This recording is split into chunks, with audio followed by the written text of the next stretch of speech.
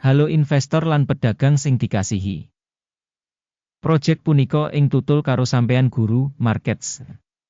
Ayo miwiti kanthi ringkesan informasi babagan perusahaan.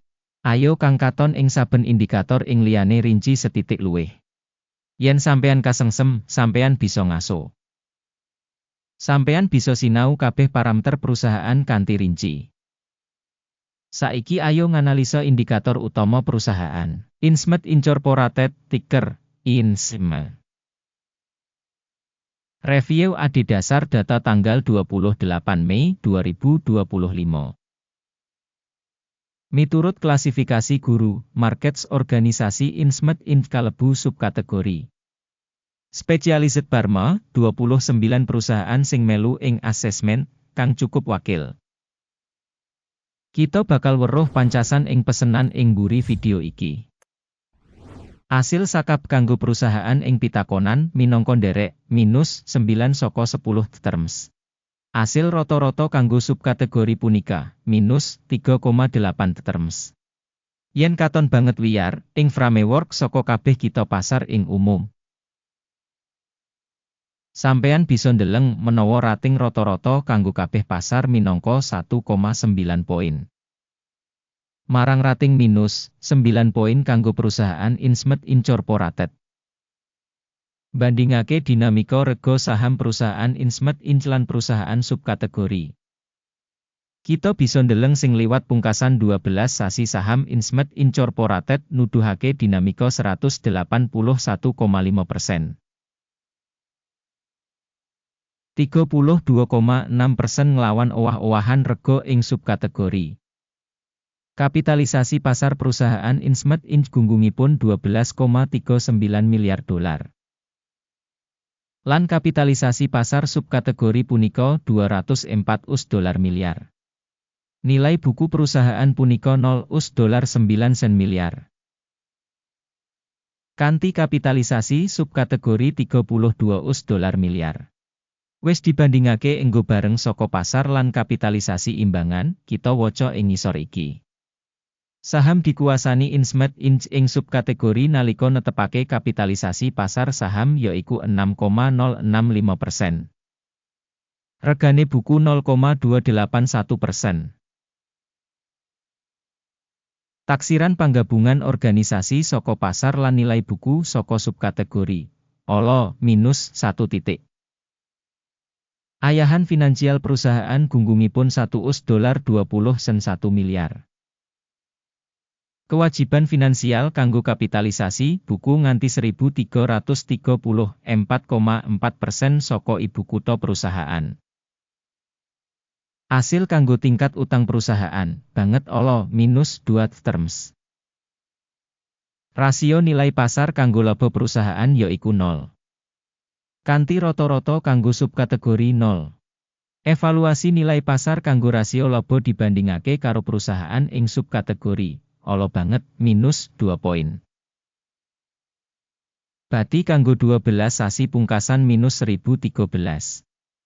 Pangentukan maju kanggo sabanjur 12 sasi ora dingerteni. Taksiran indikator media WI samestine ing comparison karo perusahaan ing subkategori, olo, minus 1 titik. Rego perusahaan kanggo rasio revenue punika 32,5. Rata-rata kanggo subkategori yaiku 9,8. Evaluasi nilai pasar kanggo rasio revenue dibandingake karo indikator perusahaan ing subkategori, olo, minus 1 titik. Revenue kanggo pungkasan 12 sasi ana 380 US dolar mayuta-yuta. Revenue digambaraken kanggo sabanjur 12 sasi ora dingerteni.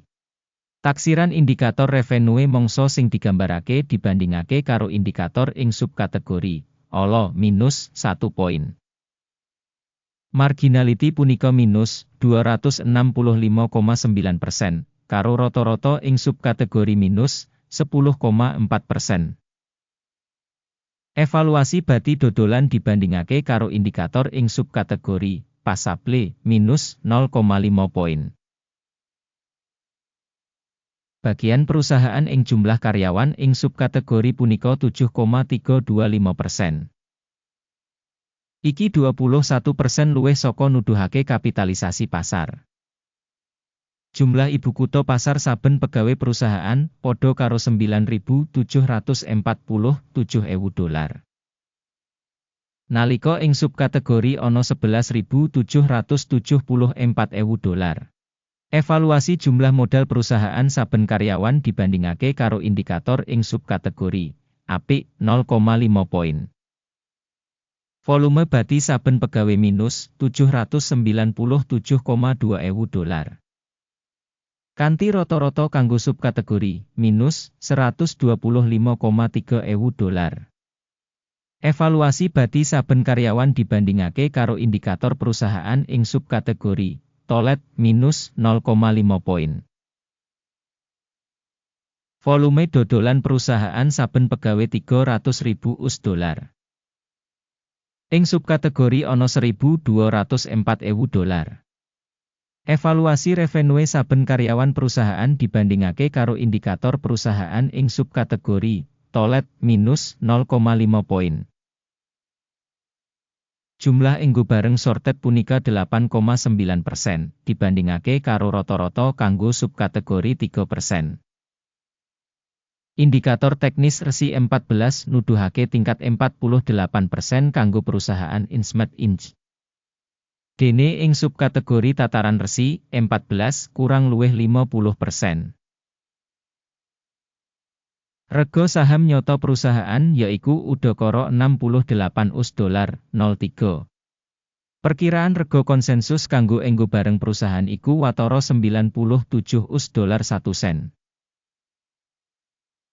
Ayo kang katon ing tabel pesenan kang kasedhiya kanggo Everyone, link kanggo iku ing komentar pinned. Tabel pesenan ngemot pancen kabeh pancasan sadurunge digawe ing mangsa diwenehi dening informasi lan sistem referensi guru, markets. Akses menyang meja supaya free lan buka, link ing komentar pinned. Minangka asil saka regane sekuritase Insmed Incorporated. Sistem informasi lan referensi guru, markets kaputusan ing ngisor iki digawe. Buka order sell ing $68.02 saben saham. Pesenan buka amarga perusahaan duweni rating sing rada kurang. Pambiji organisasi dipuntindakaken adhedhasar model pambiji indeks AKIM.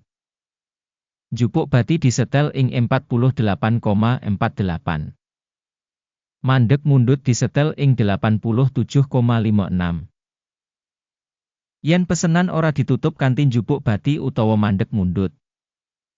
Banjur pesenan ditutup kanthi otomatis adhedhasar asil dagang ijol-ijolan tanggal 27 Juni 2025. Utawa ing dina kerja pungkasan sadurunge tanggal kasebut. Ticker UTHR iku pesenan tuku utama. Video ing urutan utama wis diterbitake ing saluran iki. Nalika nutup pesenan apa wae sing utama utawa ngimbangi. Urutan ngelawan ditutup ing rega pungkasan. Matur nuwun kabeh kanggo nonton video iki lan gunakake informasi lan sistem referensi saka Guru Markets.